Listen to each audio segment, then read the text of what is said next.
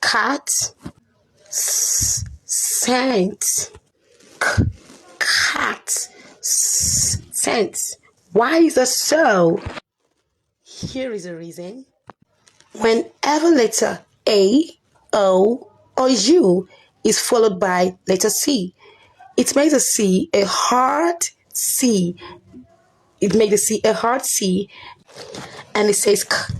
But whenever letter I, Y, or letter E is followed by a C, the C becomes a soft C and it says S. So here you have cat and scent. So we can now try this.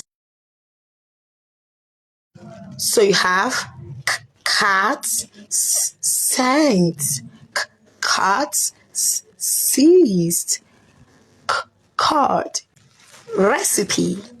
Follow for more.